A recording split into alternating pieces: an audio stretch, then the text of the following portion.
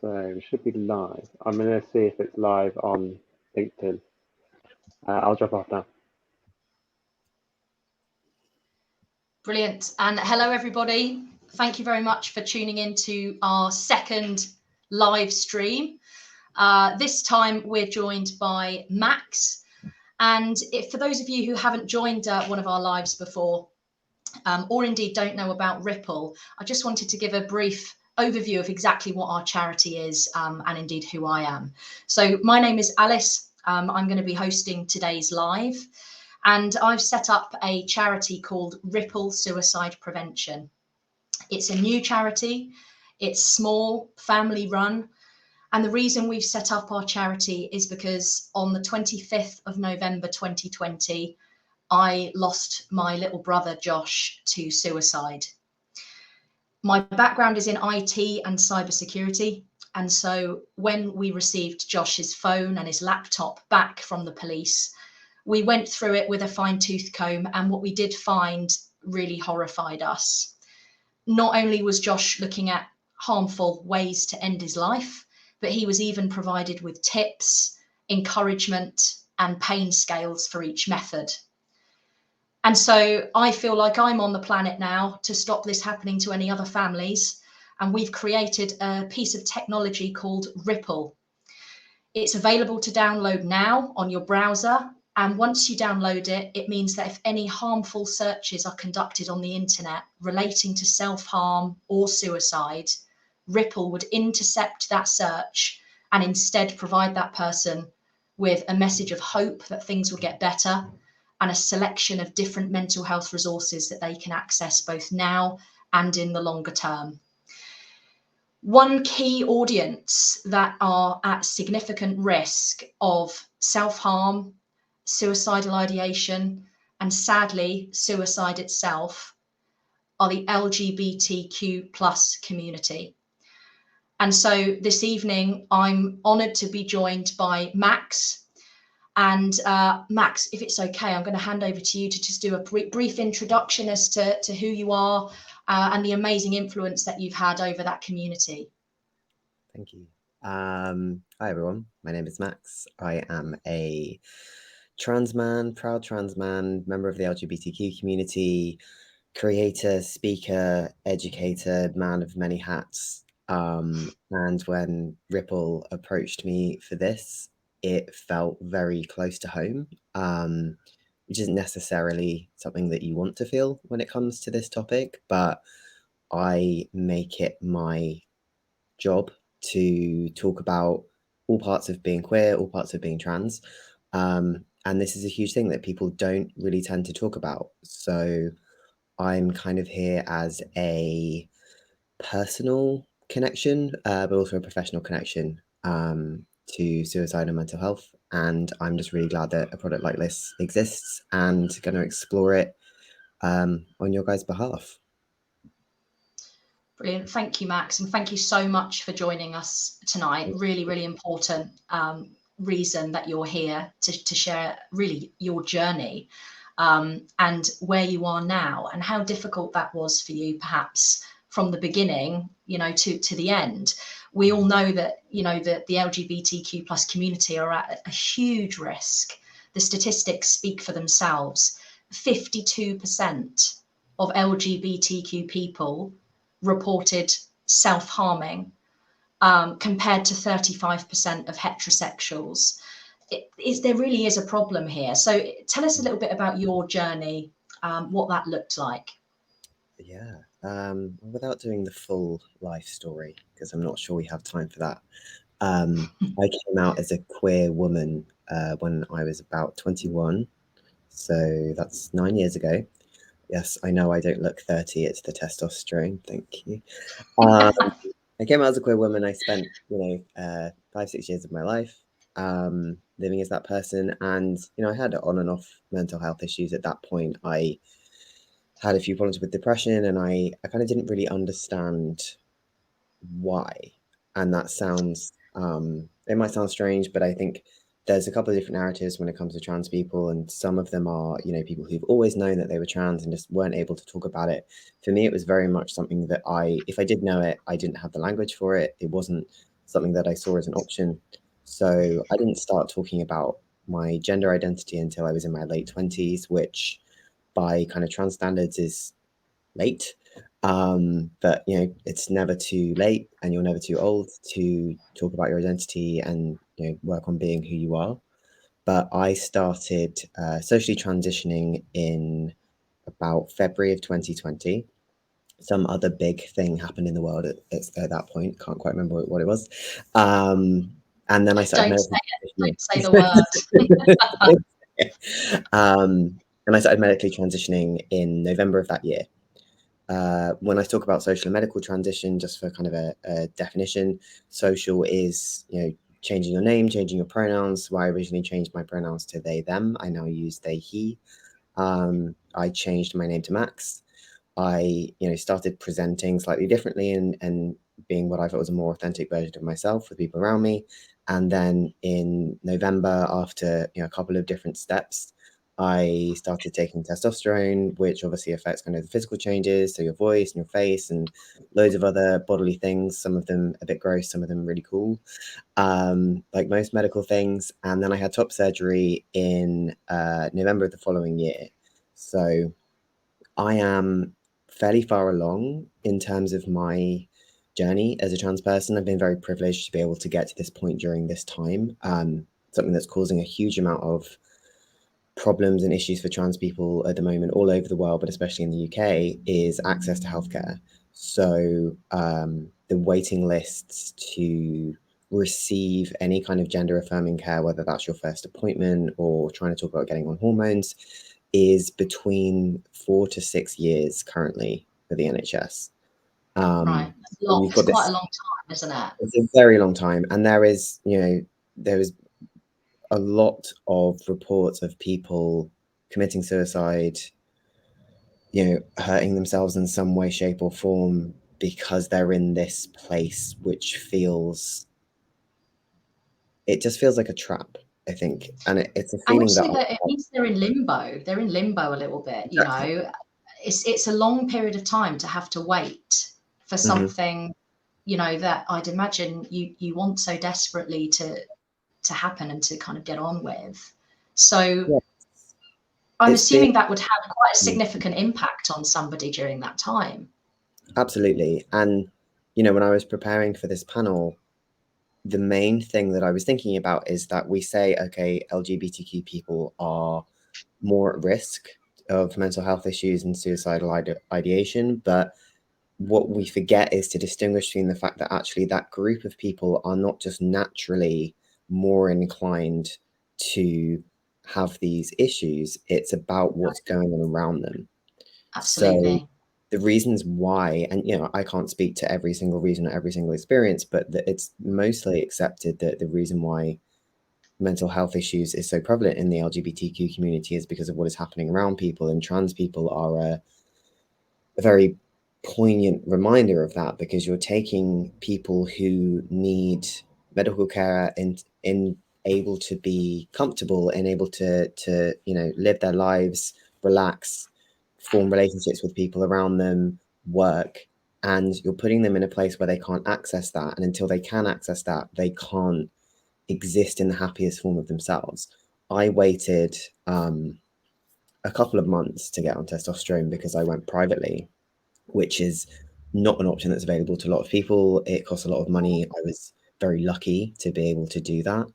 And even those few months were torturous. I couldn't look at myself in the mirror. I didn't want to be on video calls. I didn't want to hear the sound of my own voice.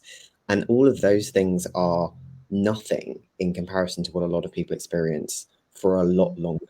You know, it was lockdown. I was working remotely. I was able to kind of hide from the world, and I had a job. And even though I was pretty unhappy, I was safe, and I had, you know, supportive people around me, and I had all of these things that, on the whole, are, you know, triggers for people experiencing mental health issues, to whether that's kind of losing housing, losing the people around you, losing your job. I didn't have to deal with any of those things. I just had to deal with being trans. But unfortunately, quite a lot of the time, and this is for the wider queer community, there's a connection between their queerness or their identity and losing one or multiple of those factors which make people feel safe and allow people to live their lives. So, you know, even from my, what I would call fairly limited personal experience, I can completely understand why this is an issue. And, you know, there are so many things that need to change in order for that to get better. But I feel like something that I really like about Ripple is that it's an immediate thing. And it's not an immediate fix, but it's something that can be brought in, whether that's by a business or, you know, an educational institution, or even just a person, that creates immediate changes, another barrier.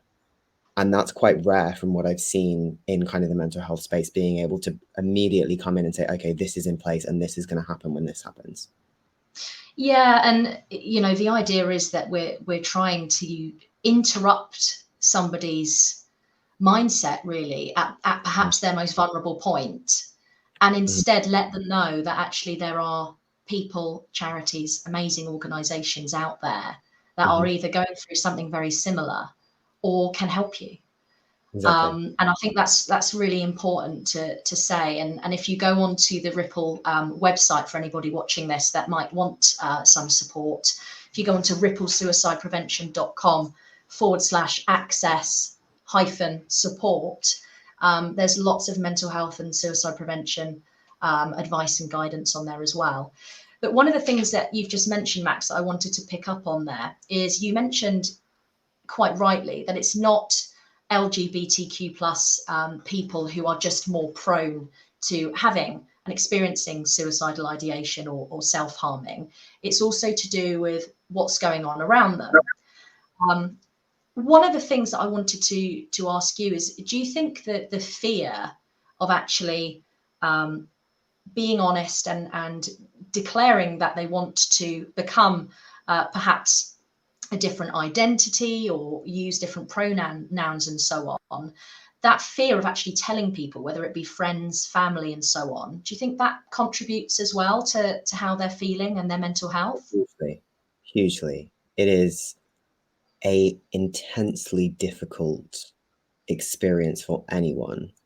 You know, it's becoming slightly more common for people to have parents or family members that are, you know, accepting or proactive when it comes to the LGBTQ community. But the realistic, you know, the reality for most people is that, you know, their best case scenario is that their parents, like mine, are not, you know, actively homophobic or transphobic and are, you know, fairly reasonable people who don't have any specific beliefs that would stop them supporting a queer or a trans person. A lot of people have much more difficult conversations than I did. You know, religion comes into it a lot, social perception, work.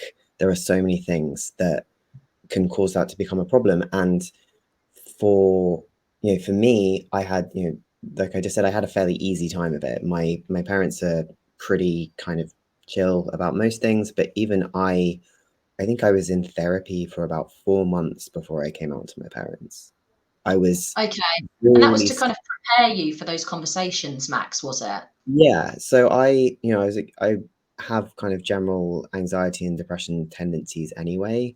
So my anxiety about that conversation was so extreme that I ended up hadn't been in therapy for a while, and then I ended up getting back into therapy to be able to have that conversation and to kind of be coached through that, because I recognized that I was at a point where I had to have the conversation. I was on testosterone, my voice was dropping, the clock was ticking. There was a point when my mum called me and said, "Why does your voice sound so croaky?" And then she thought I had COVID, so I managed to get away with it. But, you know, it was getting very, very tense.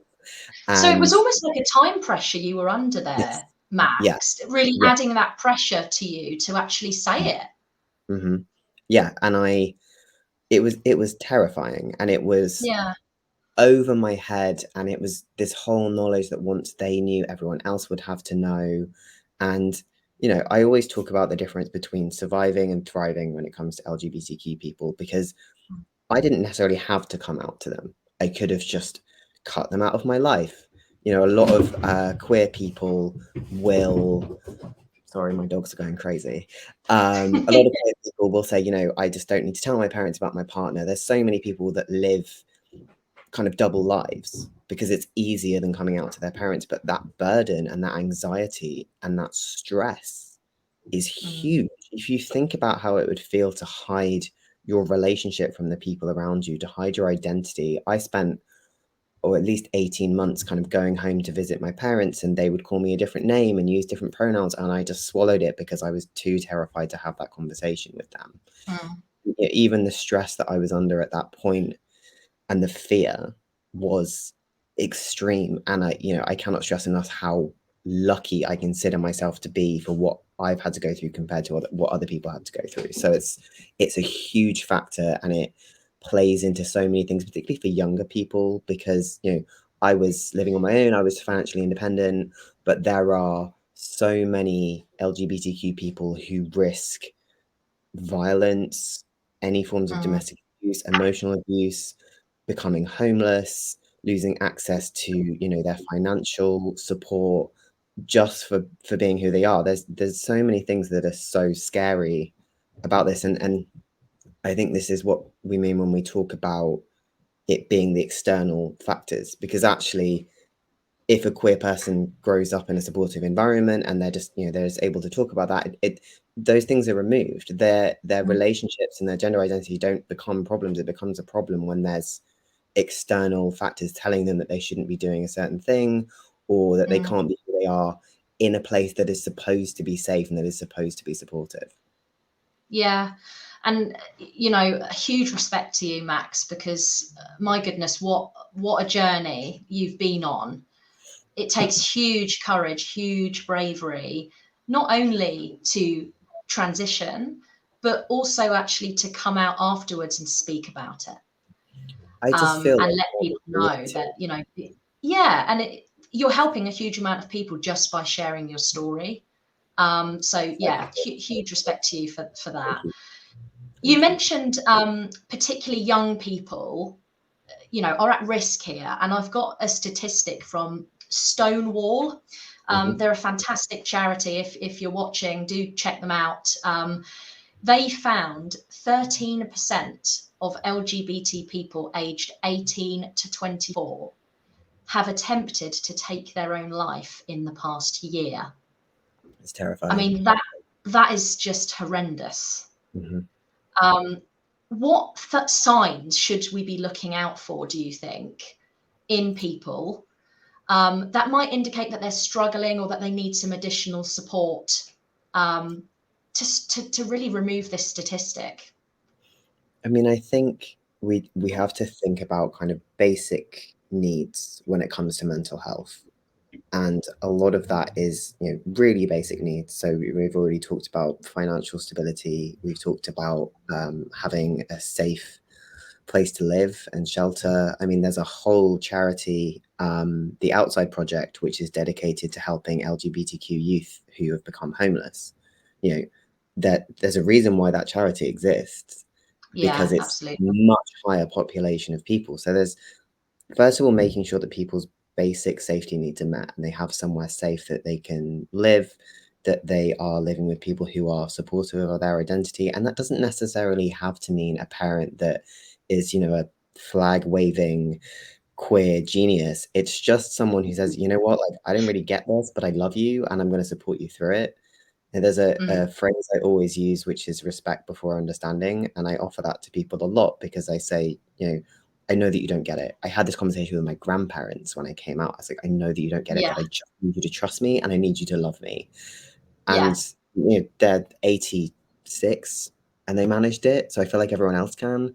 But once we've got those basic needs, I think, and when I think about myself as a younger queer person, when I interact with queer people now, it's about two things. It's about having people around them who can support them for who they want to be or who they really are. So whether that is friends, whether that is family, whether that is support groups. And it's also about having a clear path to things becoming okay. So something that I think about a huge amount of the time is like, I spend a lot of time on the internet and I get a lot of crap for being on the internet and being an out trans person. But I also get parents messaging me saying, I'm so glad that you wrote this. I showed this to my son or daughter or child who's trans or non-binary or queer, and it just shows them that they are going to be okay. Sometimes it's really difficult for younger queer people to see a light at the end of the tunnel. And my understanding is that is one of the key factors, because I didn't grow up in a supportive queer environment. My parents weren't actively homophobic, but we did not talk about gay people. I grew up in rural South Devon. I didn't even know what a trans person was until I was about 20. So I think about the things that I experienced. I think if I'd have just seen one person who looks like me and said, hey, like, I know you're gay and that's fine. Like, you're going to be all right. You're going to have a job. You're going to have a good relationship. You're going to be happy. Because we don't have that kind of positive representation. So in terms of things that I would look for in a younger person, I think any kind of concerns around isolation, so kind of retreating away from socializing, whether that's spending a lot of time on the internet, spending a lot of time in their room, not having a group of friends around them that feels positive or feels supportive. There are a fair amount of resources for younger LGBTQ people. So I think particularly if you're a parent or if you're a caregiver of a young person who's experiencing issues relating to being LGBTQ, putting them in a space where they're around other people can be really helpful. I know that there is issues around isolation. I know that I spent a huge part of my childhood feeling like I was just really weird and there was nobody like me. And, then I kind of went to uni and realized that the gays are everywhere. And we're great and we have a great time. But seeing that, that positive representation, I went to Essex Pride, which was a bit of a random thing to do, but I was working for a charity called Not a Phase, who run adult trans meetup groups. They're amazing. I'll post about them after this. And I was just running a t-shirt decorating stall, and I'd see these kids come up and they'd have like, non-binary badges or whatever, and they'd have a parent with them, and that parent was a bit like, I'm not entirely sure what's going on, and I'm not entirely sure why I'm here, but they brought their child to see I see pride as hope. It's happiness, it's glitter, and it's all of these things and all of these moments saying like, you are going to be okay. And there is like a massive group of people who love you and support you. And even if you don't feel that at school or you don't feel that at home, it's going to be okay. And you've got that community. Yeah. And there's a whole campaign in the US called the It Gets Better campaign. And it's a phrase that I use a lot because it really, really does. And sometimes in order for young people to see that, they have to come out of their home environments, which is incredibly traumatic, but it's about having them in somewhere that is safe and somewhere that's supportive, safe primarily, and then making sure that if they're not in a place which allows them to be fully themselves, or they don't feel like they're going to be accepted as fully themselves, they see that there is a trajectory for that and that they can go to a place where that can happen. Right. It really is an eye-opener, this, and I hope it, as you said, provides hope to people that are watching, that there is that community out there, even if things are tough at home or at school or college or whatever. One of the things that I wanted to touch on today as well, which is around substance abuse. There seems to be, very sadly, also a higher percentage of the LGBTQ community who also are turning to substances, drink, drugs, and so on. Now, again, I'd imagine, Max, and correct me if I'm wrong, again, that's not just because LGBTQ plus communities are more prone to substance abuse. It's because also the things going on around them. What are your views on that? And have you yourself struggled with that at all as perhaps a coping mechanism? Oh, hugely. I'm 1 year and 3 months sober currently. Woo! Thank you. After 15 years of having a very unhealthy relationship with alcohol, and definitely some substances involved in there as well. I mean, it's a self-fulfilling prophecy, I think, because you've got a group of people who are more prone to experiencing mental health issues, which makes them more prone to experiencing alcohol and drug issues, which makes them more prone to experiencing mental health issues. And it goes round and round and round. And then you've got a lot of spaces for queer people, whether that's Pride, whether that's gay bars, are alcohol focused. So, I don't think I did a queer event, went to a queer event, anything that was kind of aimed at my community that wasn't alcohol focused until at least I was in my late 20s.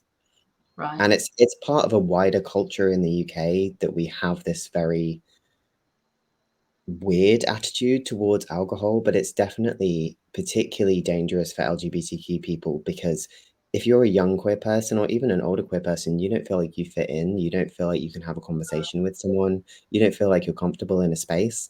I can guarantee you a couple glasses of wine and you'll feel fine. And that's what I used to do. Every social scenario, I was the life and the soul of the party, because I had to get completely wasted to be able to have a conversation with someone and to feel like I was welcome in a space, or to feel like I could even talk to people who I might want to date, to be able to approach someone, to have the confidence to do that, to believe in myself enough, because my mental health wasn't very good, and my confidence and my ability to be in public and feel happy about the way that I looked was not great.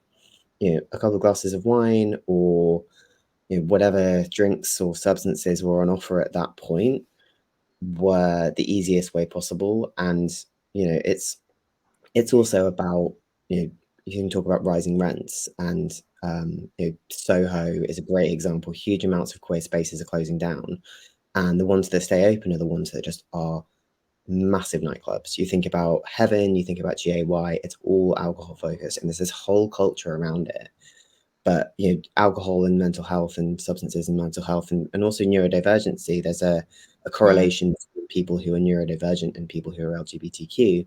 Again, there's a correlation there. So you've got this big kind of vicious circle where, if people are having a difficult time at home, or they're having a difficult time with themselves, one of the easiest things to turn to is drink and drugs and partying, and that is on the whole pretty accepted.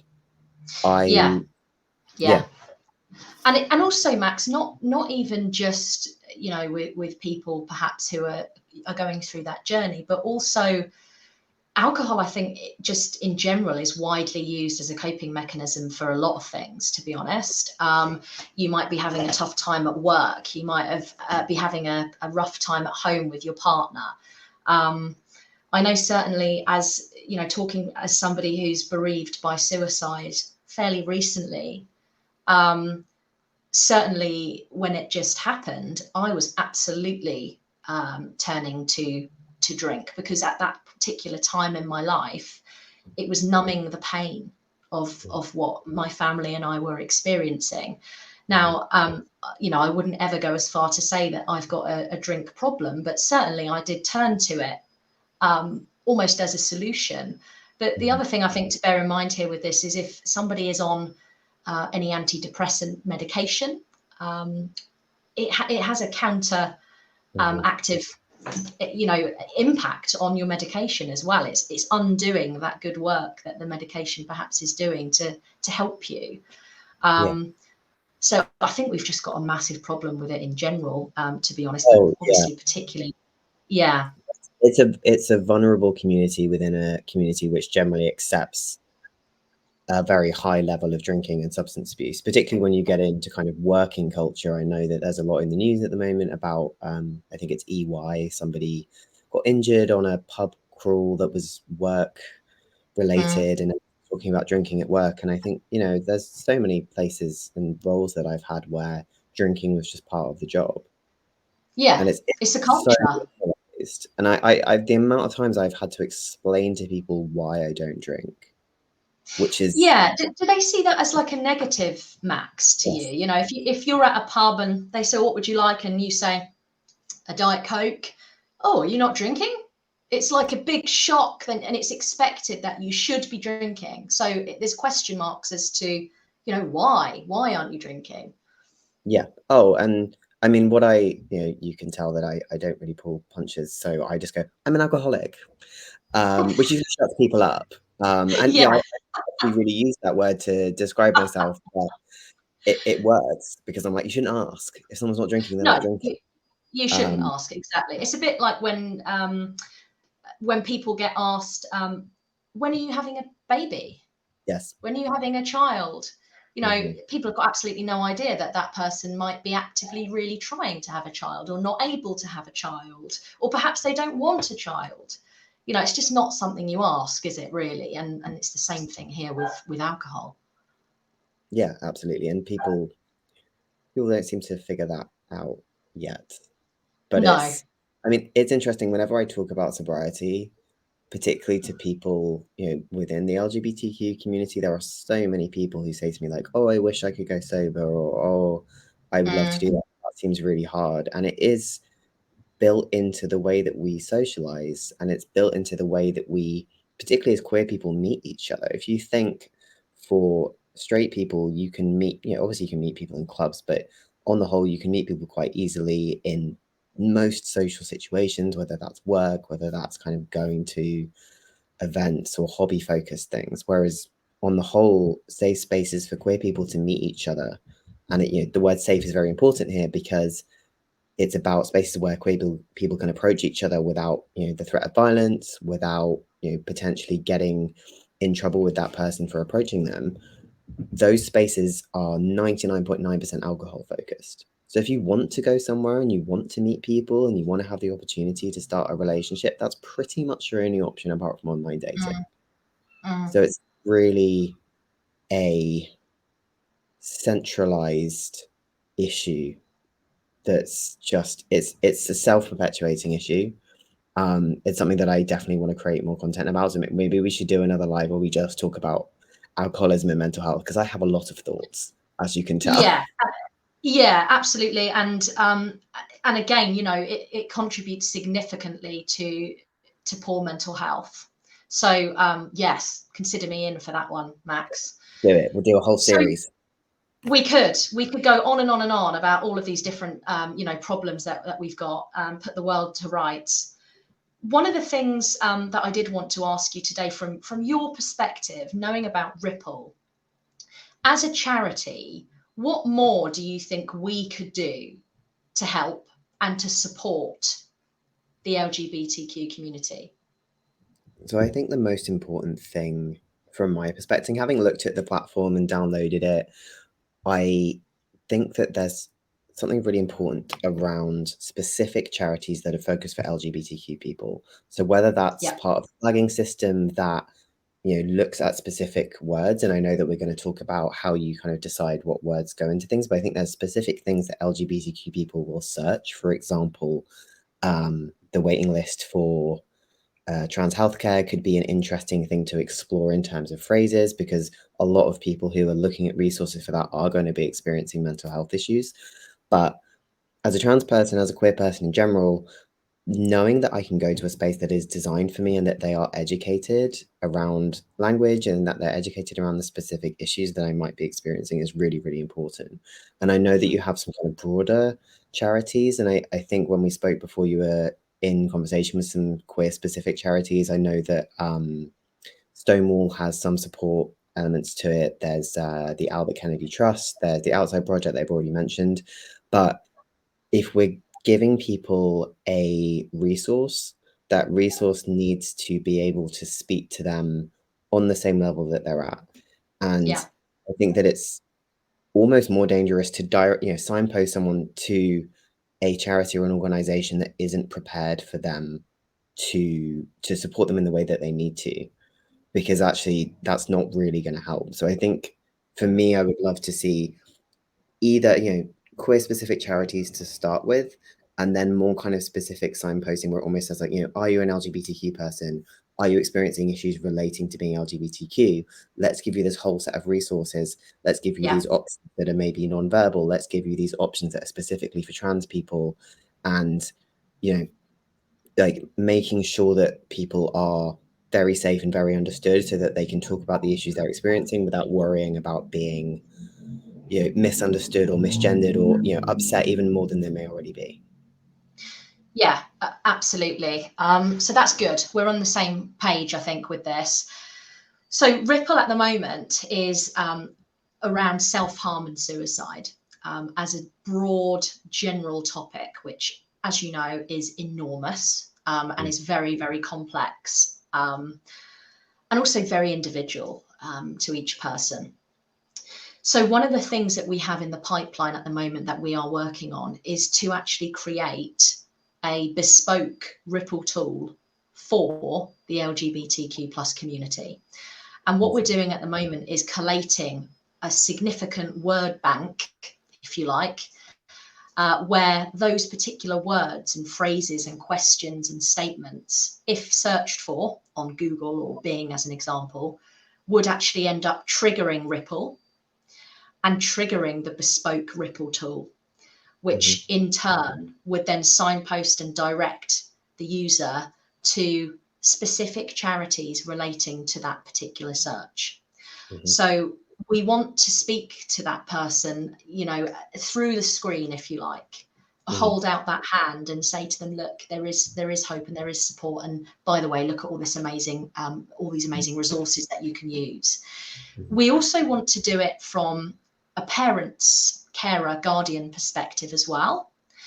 We're acknowledging that, you know, parents have questions as well. How can they support their child? What should they say? What shouldn't they say? What's the process? And so on and so forth. So we're also looking to do one for parents as well, to give them that support if a search similar to, you know, what a parent would search for in this instance takes place. We're also doing similar ones for things like eating disorders, substance abuse, alcohol, drugs, domestic abuse. So we're expanding Ripple for those different, very important categories, if you like, to try and help as many people as possible. Because guess what? All of those particular topics directly lead and can lead, unfortunately, to self-harm and to suicide. So it's very relevant to what we're doing as a charity. So yeah, I think I might send you the test version of Ripple, Max, so that you can actually test it out. Let us know what you think before we release it to the wider audience. So yeah, do look out for that. Yeah, definitely. Are you thinking that it'll be like a kind of like a bolt-on, like an expansion package to the existing Ripple, or would it be like LGBTQ specific? I'm interested in the technical details. I'm not sure if we're supposed to be talking. I think we could do either. We could do either of those. To be honest, I would prefer doing a bolt-on and not treating it separately, if I'm honest, because, you know, all of these categories that we've mentioned intertwine. They hugely intertwine with each other. You know, we've spoken today about the trans community, about alcohol abuse, about substance abuse, about the fear of violence and so on. They all relate to each other. So I think as a bolt-on would probably be my preference. Yeah. The reason why I ask is because often when it comes to kind of proactive LGBTQ conversations, you know, I'll have conversations with companies that will say to me like, well, I don't think we have any LGBTQ people. And I'm like, A, statistically, you definitely do, but B, that you know of.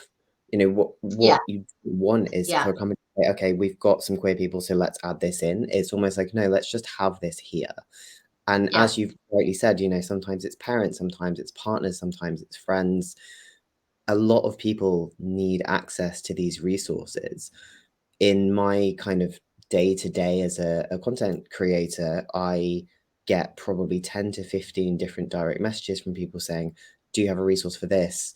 Can you share with me what you did for this? Because people need a place to go which is safe, and they look for recommendations. You know, there's a lot of stuff on the internet, and not all of it is positive, as we know. But I think particularly when it comes to LGBTQ, you know, I was Googling something the other day and a really transphobic article came up because unfortunately the internet is a free space. People can put wherever they want. So having a bank of resources that have been kind of checked and reviewed by people and say like, okay, this is like safe, reliable information that you can trust, I think is incredibly important for not just LGBTQ people, but anyone who is adjacent to that. Can just be incredibly powerful to have options which are trustable. Trustable, is that a word? it makes complete sense. And, you know, the due diligence that we carry out on who we signpost people to is quite significant, because, you know, you mentioned it earlier on, actually, we'd be doing more harm than good if we signpost to the wrong service. And that could be in a number of ways. They might not understand the person. They might not be trained, particularly to deal with that person's specific need at that time. They might not have the demand, the capability to keep up with the demand and the increase of use of their service. They need to be reputable. Ideally, they need to be, you know, open a decent amount of time, 24 hours if possible. There's so many things to bear in mind when we're signposting people to different services, but we've mentioned quite a few of them on today's live. So what we'll do is we'll put some links up afterwards so that you can have a look at them and actually utilize some of those resources at the end as well, if you wanted to. Yeah, absolutely. So we're coming up to the end. It's flown by, Max. It has. We've been talking about my favorite topic, which is queer stuff. My favorite thing to do at all points. Yes. And, you know, what you've just kind of finished on there, again, you know, it resonates with me from somebody bereaved by suicide. You've just said, you know, businesses are saying, well, we don't have any LGBTQ people in our organisation. They definitely do. It's a little bit like the businesses that I speak to when they say, we don't have a problem with mental health. We don't have any people that are suicidal. It's not always apparent. So if you're watching this, please just bear that in mind, because there might be people that are struggling in silence on a range of different issues. And it would be really, really beneficial for you to get educated really on some of the key things to look out for, some of which you can find on our website, which is ripplesuicideprevention.com. So thank you so much, everybody, for joining. Hugely appreciate your time this evening. Max, thank you so much for coming on today and supporting what we're doing. Thank you for everything that you're doing and for highlighting a really big problem and making a really big difference to it. Thank you. It's been a pleasure to talk to you and go through your journey, and what an inspiration. So if there's anybody to kind of be a role model and look up to in this space, it's you. So hopefully between us, we've helped some people tonight. Just a little reminder before we finish, if you are looking for some mental health support following this call today, if you go on to www.ripplesuicideprevention.com/access-support, there's lots of resources on there that you can access, and they're open now. And we're also going to post those links to those LGBTQ plus resources as well. So thank you again very much indeed for your time, and we'll see you on Max's next live, which we'll be talking about substance abuse. Hey, always the fun topics. Thank you, Alice. Thank you so much.